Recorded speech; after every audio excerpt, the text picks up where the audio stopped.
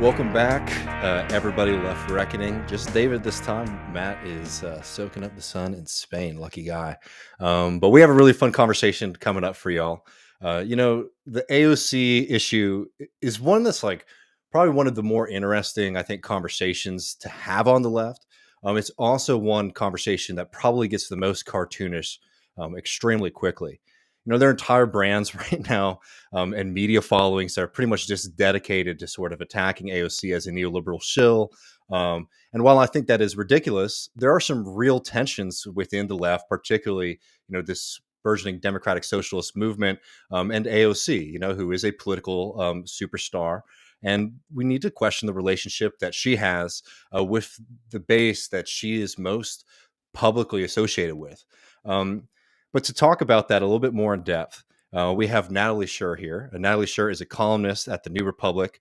You can also find her work in The Nation, Prospect, and a punchy little magazine called Jacobin, where she just wrote a really wonderful piece. Y'all should also subscribe to the magazine. I just re-upped my subscription to read this piece, The End of the AOC Honeymoon. Thank you so much, Natalie, for hanging out today. Thank you so much for having me. Yeah. Well, I wanted to talk to you a little bit about AOC and this history here. But before we sort of zoom in into any particular moments, what do you mean when you're talking about this honeymoon, and what are we really seeing the end of here? Yeah, so the piece is called The End of the AOC Honeymoon, but I don't think you can tell the story without talking about Bernie first. I think Hmm. looking at the state of the contemporary left, you see that there really wasn't a significant left before 2016, at least that was, relevant on the national political stage. And we know that what changed that is that a senator from Vermont decided to run for the presidency on a lark and ended up doing extremely well, outperforming all expectations, and I think consolidating a really promising left flank of the Democratic Party and left movement writ large throughout the country in the process. So I think that we are used to so much more visibility than we've necessarily earned as a left. We've had this extremely headline grabbing presidential candidate, and we've racked up a few state and national level representative seats. And so I think that around when AOC was elected in 2018, I think that we were still really riding high. Bernie hadn't won, but it seemed as if a ton of people were going to be winning elections within a relatively short amount of time. There was still a thought that, maybe Bernie could be the pick in 2020 and that the left was going to be riding high. And I think that since that happened, we've had to recalibrate our understanding of the political terrain, of our place within it. And I think, if not become less optimistic, I think that we've had to grapple with reality a bit. And I think that part of grappling with reality is realizing just how hard the few elected representatives in Congress have it, and how much resistance they face within the party, and with such a large Republican Party actually trying to get anything done. So I think that the end of the AOC honeymoon is a little bit of a trolly and provocative title, but I think it's getting at a lot of ideas. No, I thought this piece was really timely just because I felt like it was a very fair-minded sort of recalling of the history and maybe some of the thing with the AOC is like, Jesus, these past few years sort of feel like a decade, honestly. But she's only been in Congress for a short amount of time, but yet really was defining part of what, I don't know, we could call this resurgent left movement, DSA, the Jacobin sphere, what we're sort of experiencing right now. She's been a central piece to that. But I remember when she first got elected, and just being overwhelmed with joy, rightfully so. I feel like, it was a really exciting moment, and especially because we didn't really have a lot of power before that. And it was really exciting to see, even, okay, of course, in a very liberal district, but to be able to see somebody like AOC not only seeing a progressive, for example, beating an established candidate, but somebody who was, calling themselves a democratic socialist, was telling people to become a member of the DSA. And then almost immediately, I remember there's starting to be some tensions. Like, she gets elected, and these are small, kind of trivial things, right? But I remember this being a big deal, at least on the internet, was she taking DSA out of her bio when she got elected. She did that pretty early on. And then you started to see these kind of two camps, people who I think were very enthusiastic about wanting to celebrate this success, and then a lot of people almost immediately coming at her for not sort of perfectly representing the movement. But anyways, I'm getting ahead of myself. I mean, could you talk a little bit, because this in the history of this, I think, is really important, the piece, about that first campaign and sort of her relationship with the DSA itself as an organization? Yeah. So, as a lot of your listeners, I'm sure know, DSA absolutely exploded in Yeah. 2016. They started getting more members when Bernie was running. Their numbers started to tick up a little bit. And then after Trump got elected, there was just a huge influx. I personally was one of the members who, showed up. I lived in Hmm. LA at the time, showed up at one of the first meeting after the election, along with, dozens and dozens of new members, and that happened across the country. I don't remember the numbers, but definitely DSA became a much bigger deal and became, I think, the largest socialist organization in the United States since the beginning of the 20th century. So, pretty significant in that regard. Hmm. Um, so AOC was still not a member. She did run with a lot of, there was a lot of electoral energy on the left, a lot of interest in women running for office Hmm. after Trump had won, particularly with the grab 'em by the pussy stuff. So she is someone who I think was pretty politicized over the past few years. She herself was a organizer. She then went to Standing Rock, I think, is something that she Hmm. hasn't talked as much about lately, but that was a part of her politicization in 2016 or so. And then she decided to run with the support of Justice Democrats, who started around that time, was also started by some Bernie organizers. And I believe that when she was already running, I forget how long into her campaign it was, but basically New York DSA, I think, got excited about her candidacy. Hmm. Here was this young working class Latina woman who was running a very unabashedly, uh, you know, progressive campaign, I think was how it was understood.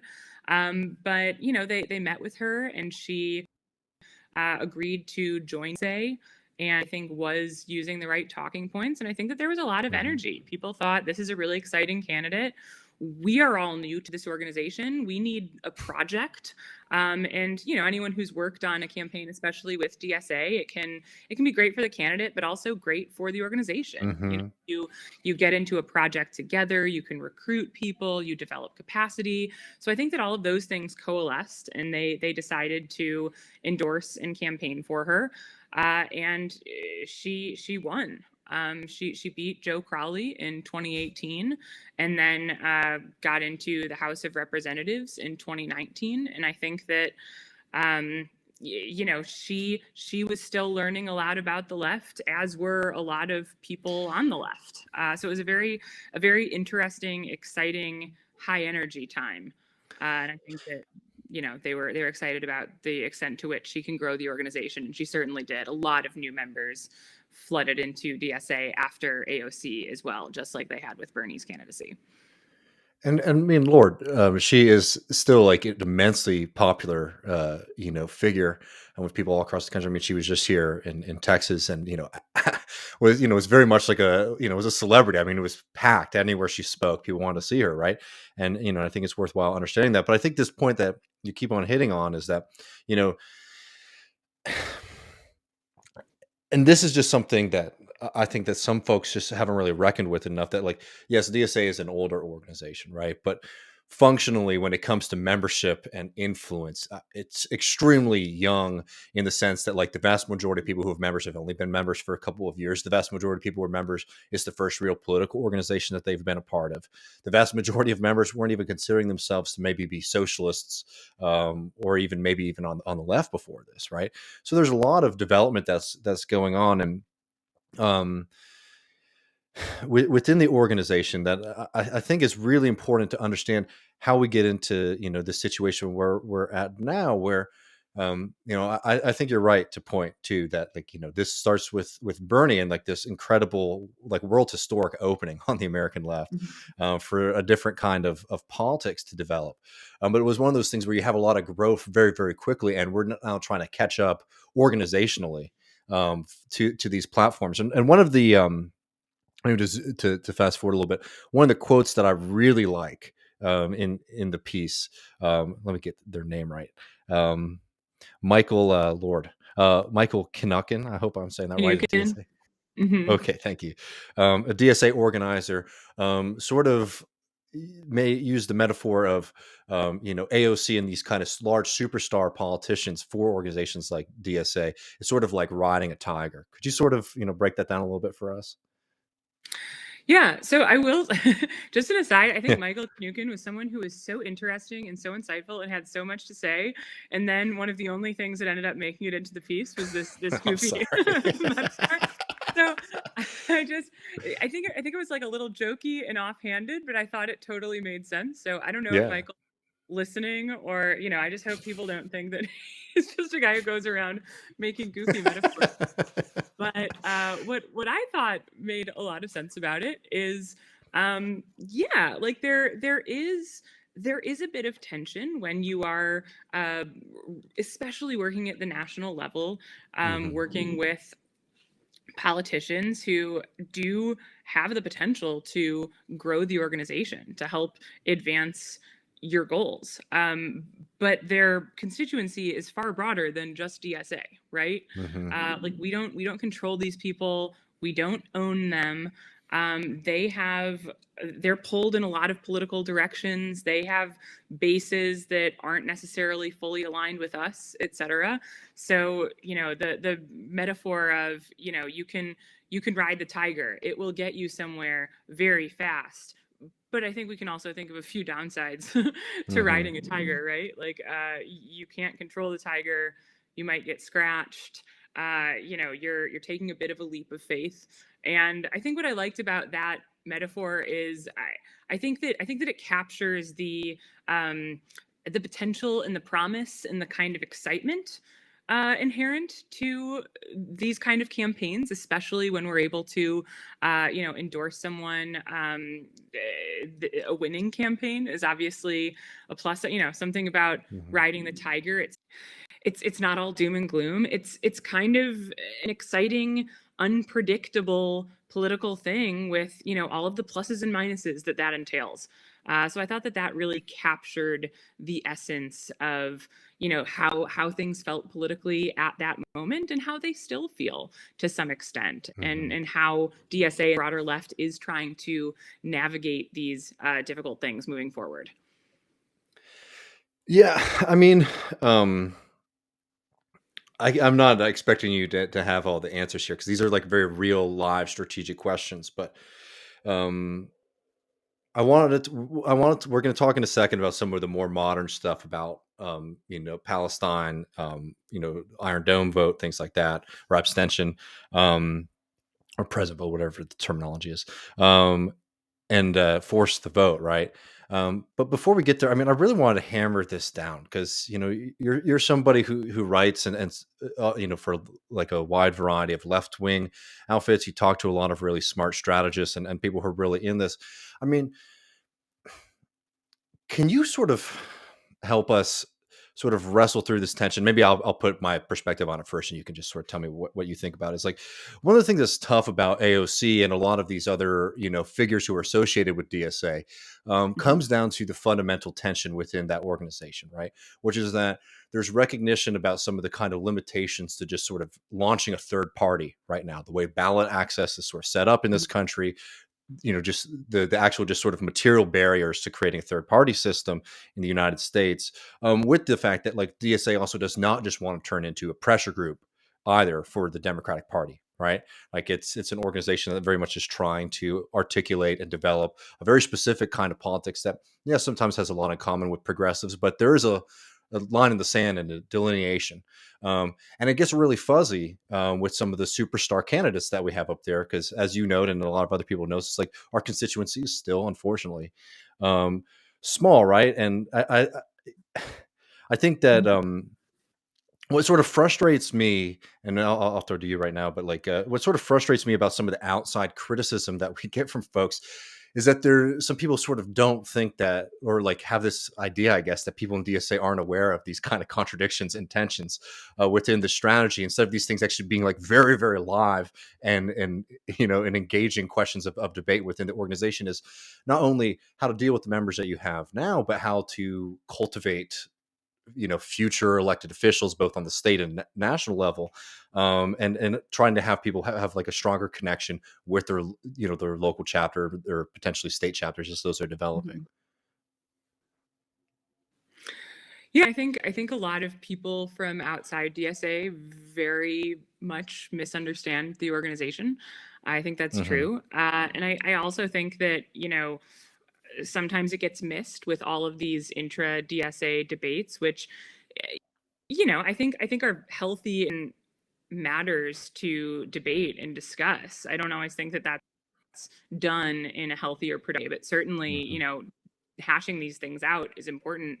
And I think that sometimes the conversation had about these things leave out something very fundamental, which is, however you feel about third parties or working within the democratic system, et cetera, the left's primary problem is not electoral infrastructure or ballot access laws in a given state. Our problem is that we just don't have the power and don't have the numbers yet to really make those questions as relevant as we hope they'll point. Hmm. Yeah, no, and I mean, one thing that our friend Ronan Burtonshaw, in the UK at Tribune has a line. I remember he was, at the beginning of the pandemic, right after Bernie had dropped out, when everything was feeling really, gloomy. Um, he, I thought, put it very clearly, what our Mhm. mission has to be, which is that you have to start to convince working class people that politics can change their lives.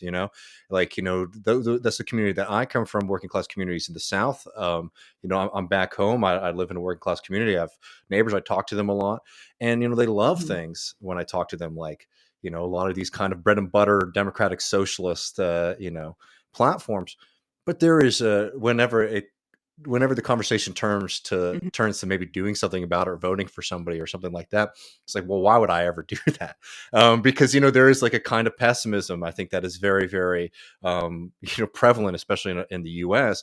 When it comes to politics. That like politics is whenever politics comes into your life, it's like, well, this is bad, right? Because whenever like political change comes into your community, it usually means things are going to get worse, which is a pretty fair assessment for most working class people over the past 40 years. Um, yeah, and like those are like directly in front of us, though at the same time I think that it is important, that when we do have people who are defining us, it's on a national way, because like when people think about democratic socialists in this country, they think Bernie Sanders, they think AOC, maybe some people who are a little bit more plugged in, some of the other members of the squad. So there's a tension there too, though, where like I think that we have like these very material questions in front of us, but it is also sort of frustrating sometimes when you have a public figure sort of defining what our positions are on things, and it's sort of not really reflective, for example, of like what the membership of DSA thinks or is saying.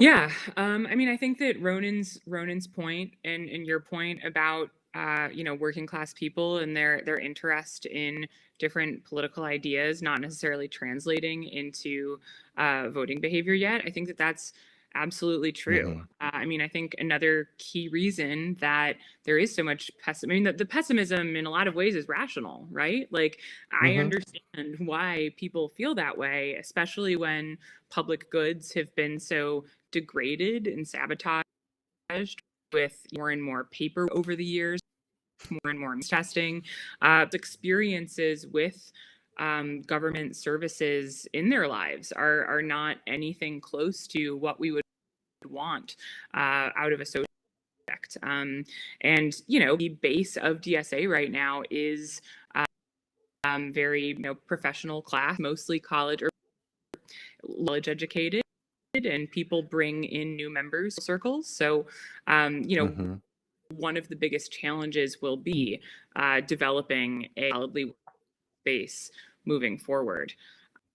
As for Bernie and AOC, I think that one thing I tried to get at in the piece is that I don't think that AOC and the rest of the squad ordinary establishment Democrats. I think that the arguments are No. unfair, but so far their favorables either way do look like ordinary Democrats' favorables. Mm. People who like Democrats like AOC. People who don't like Democrats don't. And Bernie does have somewhat different favor. Bernie does have a little more support among people we wouldn't expect to like Democrats and vice versa. And so I think that shows there is potential. We just have to figure out how to tap into that. Yeah, no, I think that's exactly right. And I mean, we're gonna. I want to talk about force of the vote first. Then we're gonna talk about Palestine and sort of her most recent trip here to Texas because I thought that was an interesting. Um, I saw it with my own eyes, two different ways that can go. But before we get there, um, I think you're gonna do this nicer than I will. So if you don't mind, I'm gonna throw you the hot potato. Could you describe this force the vote, Okay. saga because it is really important. Because I mean. Uh, Regardless of, I mean, it does matter what you thought about that debate, but um, it certainly has caused a rift that I can see amongst folks. Mm-hmm. And I'm somebody who really, in the spirit of my friend and comrade Michael, want to see those kind of divides mended and for us to be growing instead of fragmenting. But it really did highlight a certain view of politics. But anyways, I've pontificated enough. Could you tell us about this force the vote saga and what it sort of meant on a material level for AOC and that critique of her essentially? Yeah. So, force the vote was something that came to a head. I mean, I say came to a head like it was this long process, and I don't think it was. I think it kind of came up really suddenly out of some corners of this very online YouTube-y part of the left for the Hmm. most part. Um, Largely Jimmy Dore was, I think, one of the first people to point this out. They basically said that, okay, now that there several strong left progressives in Congress, there are now more of them than there is the spread of Hmm. Democrats versus Republicans. So, in order to keep her House Speaker position, Nancy Pelosi will need the votes of the squad. And what they should do is hold their votes for her for Speaker in exchange for a floor vote for Medicare for all. To be charitable to them, I think the idea was that they believed that this could be a massive grand spectacle, which in the context of the ongoing pandemic would Hmm. inevitably this massive, powerful groundswell toward Medicare for all, and get us closer to achieving it. Um, a lot of people didn't find those arguments too convincing, including myself. And I Hmm. think that the battles, the battle lines were drawn. There was a whole lot of uh, bitterness, ugliness being hurled in both directions. In both directions, but I do think that people with the YouTube channels, maybe it's a certain audience, but I think that Hmm. there was um, just a whole of vindictiveness and anger and ugliness coming from force the vote people. And what I think that it reflects, and wrote a piece, is that I think that a lot of the vote people basically tried to make the argument from their fact that force the vote didn't happen, shows that see and the rest of the side are the reason that you don't have health care. They're no different Hmm. than Nancy Pelosi office by saying all the right things, and now they're completely co-opted by the establishment. Dingle dingle do. And so I think that sort of more abstractly, I think, amounts to a split over what those politicians are for, and what they should be doing with their elected office. And there's a couple. I mean, I don't want to relitigate that whole argument again, but there's a couple things that I think are worth noting from my perspective on it. Was that I think sometimes people mistake spectacle, particularly media spectacle, for politics, and I think there's like it's not surprising Mhm. that people who do what I do, are the people who are really pushing it, because it's like all about like if we just have the right frame, for the argument, right, then we'll get this, we'll get this thing that we want, which is not really reflective of how political change happens. Political change happens from organizing, building constituencies, and building power. That doesn't mean that we shouldn't be critical, for example, of people who are elected to represent, a certain movement. For fuck's sake, I mean, we do that vast majority. Like when we talk about AOC, particularly on this show, it's usually about something that we think that she's done wrong. But I will say that there is also only so much of like the typical congressional schedule that sort of trickles down into mass media. And what I mean by that is like people are like, well, what is AOC doing? And it's like, well, there are constant votes that are happening. There are constant moves that are happening. And look, it might not always be the most radical thing, but AOC really does, along with other members of the squad, do at times stand up for very, very important progressive legislation or cut down really, really nasty pro austerity. Like they're having them, even if they're not getting us the big stuff, right? There are these kind of really, they might seem small, in the grand scope of things, but they add up and they can be really meaningful. And I think that a lot of people don't see that. In the same way that when you watch a presidential campaign, they're constantly being asked about their positions on things, right? Where Congress and these things, they're not sexy, they're not big spectacles, so it's really easy to sort of miss like the value, for example, of having this small cohort. Mhm. It also should be noted in Congress. They do use their power. When they have the ability to. I think there could certainly be more that's being done, et cetera, et cetera. But also, then the second thing is the one everybody knows. It's like at this point, putting up a doomed Medicare for all vote, even if you get your way, I think is just extremely harmful. One, because if you know anything about this party, it is quite vicious, with dealing with its left flank, and I think to do it, to sort of put yourself out there for something like that, Mhm. that again would just be symbolic at the end of the day, is a mistake. And beyond all of that, right? If you really, really, really, really want something to happen, I think the solution should be, not to hyper focus on AOC and the small segment of people that we have in office, is actually to expand this base or the bench, right? So then it doesn't matter so much, for example, like what one person does, right? Or what, oh, did she wear the dress or whatever, right? Like if you're annoyed with the way that AOC might sort of act or things she says in public,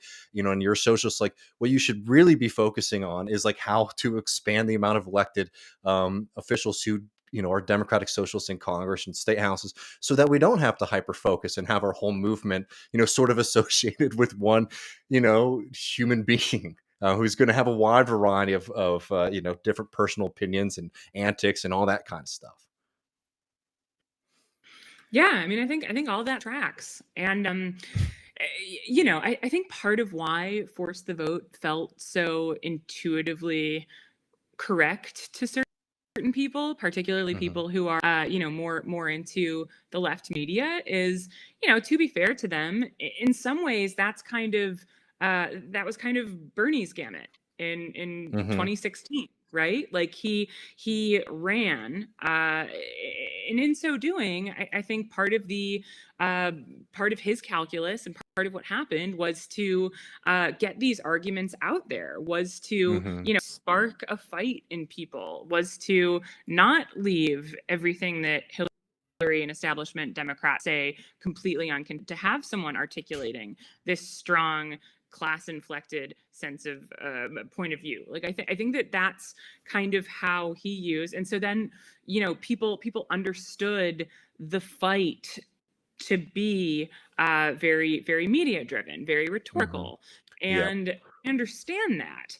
But I think that, I think that people forget that, as far as I understood it, the promise of Bernie's candidacy was that, his arguments, his visibility was going to help consolidate the political factors that would be able to eventually Hmm. overcome the forces of, the establishment Democrats and liberalism, Yeah, and right? Like that's going to take a movement. That's going to take oh, no, you going cut to out. take No, a but movement. That's we going to got take. what you said. Like, yeah. Okay, Yeah, and okay, and God love cool. Bernie Sanders. I mean, we all wouldn't be doing the things that we're doing if it wasn't for him. I mean, I will say there's part of me, and I don't mean to be critical of somebody who's done so too critical of somebody who's done so much. I do sometimes wish that he'd do more to help us with directing people into these organizations now. The thing about Bernie that was so fascinating was that like his analysis has been for the most part 100% accurate. Like even when he was running, right, he would remind people, if I get into power, right, that's just the beginning of the fight. Like we're going to need mass movements, mass mobilizations of people to be able to overcome all of these parts of just like like not to use Trump terms, but like the state apparatus, right, the party apparatus within the Democratic Party that are going to be hurdles, even if we have the majorities, right. Is like he recognized this kind of fundamental thing, and there's a tragedy there. It's like, well, I don't think we had really developed them at that point when he was making that argument, but like there was an understanding there. Then I think some people didn't really heed, except for the kind of great slogan, but are you willing to fight for somebody that you don't know? Didn't really get recognized that like that. No, that actually means like being in an organization. It's a little bit different from just like, I don't know, consuming independent media. And there's been a whole host and explosion of independent media, which I think is very, very good. Don't get me wrong, but there's this kind of, as you were mentioning earlier, like this kind of fixation on the media solely as like, oh well, the media is why we're not in power, right? If we had better media, Bernie Sanders would be president. I promise y'all, I hate to say it, but Mhm. if we had like Jacobin, MSNBC, our media coverage would probably be a lot better in this country. But I don't think we would necessarily be any closer to a Bernie Sanders victory, for example, in 2020. And I think it can be a little self-serving for people to well to make that argument. But I wanted to because we're going on a little bit longer than I said, so I want to make sure that we get to this because I think it is important. And I think that you're seeing a kind of development, though, of dealing with DSA and how we want to deal with our candidates, and that comes with the question of Palestine. There was the Jamal Bowman, Mhm. what you call it, the Jamal Bowman affair. The Jamal Bowman moment where Bowman basically has pretty not the worst, but unacceptable for organizations that support Palestinians views on Palestine. And we can't rehash the entire story here, but I'll just remind people. Essentially what happens is Bowman continues to put out bad statements and bad votes on Palestine. The organization sort of tries to call him out on this. There's a big fight within the DSA. There's basically from the National Political Committee a decision that if Bowman doesn't change his positions, they won't re-endorse him for the next cycle. There's been some positive Mhm. movement on this where Bowman actually has come a little bit closer to, I think, the official DSA position on these things. But you're seeing this as like a growing pains. And I also wanted to note, I have to see the Bowman moment in the context of what happened here in Austin with Greg Casar, who I think is a candidate who I'd been really, really excited about for a very long time, because I think in a lot of ways he's the real deal. He really does fight for working people, comes from that background. He got his background in organizing, immigrant labor in Texas. This isn't somebody who just like saw a political movement growing. This is somebody who is deeply invested in it, was a DSA member. But he himself ended up having, again, pretty, again, not the worst views on Palestine, but out of step with the DSA position. And, the DSA here, effectively, there's some technicalities here, but effectively, he was unendorsed. And I agree with that decision, even though it's really difficult. But on the Palestine question, we are seeing this within the organization, the development of some sort of capacities to deal with, elected officials or candidates. Um, Yeah, I mean, I think that in a lot of ways, I think that the Bowman issue with Palestine is interesting and more difficult. The vote, I mean, mhm, force the vote. Personally, I thought was a straightforward bad idea. I didn't the point. I didn't think it would be a positive thing. If anything, it would be a net neutral or possibly net negative for all. Whereas I think that what people in DSA are asking of women and of other elected officials, which is to support Palestinian solidarity, I think that that's a good thing. And so I think that that mhm, makes these questions a lot harder. The thing that when I was reporting that about Bowman, that I kind of put the issue into perspective for me was that in the weeks leading up to his Iron Dome he voted to mhm. expand Iron Dome funding as opposed to just voting present, even like AOC did. So that was a bad vote. And leading up to that vote, he got zero call constituents about Mhm. Palestinian solidarity, and many calls from constituents about supporting Israel. I think that shows the which these elected officials have large constituencies, Mhm. and they are serving other people. I staunchly believe that given DSA's other agenda items and the other things on our platform, I'm still so happy that Jamal Bowman than Elliot Engel is in that seat. I think that Yeah. that's important. I think that if we have, I think if we have an attitude that is well be no one, if it can't be someone who's perfectly aligned with every single thing, I think that that's just politically incoherent. I think that makes no sense. But that's a separate from how do we relate to people and endorse them and work alongside of our endorsed candidates. And I know that this feels like Mhm. a wig cop out, but I think that my only real answer to that is that it has to be something that we decide on a cases. I think that it sounds very morally powerful to say that we have to stick with rules in every single and um, I, I guess I don't many things in life that are that way. Well, Natalie, that was really perfect. I mean, Jesus, there's so much we could still get to. I mean, these are the fun questions to have as a movement, right? Is how to build our power and what to do with our success, and start looking to the long term of how we can get even better. Um, I really appreciate you joining us. People should definitely follow Natalie's work. You can read her New Republic, Jacobin, Prospect, everywhere. She writes about really smart socialist things to debunking very, very funny Havana Syndrome stuff. So everybody check out her work. And thank you so much for hanging out tonight, Natalie. Thank you. Thank you so much for having me. It was really fun.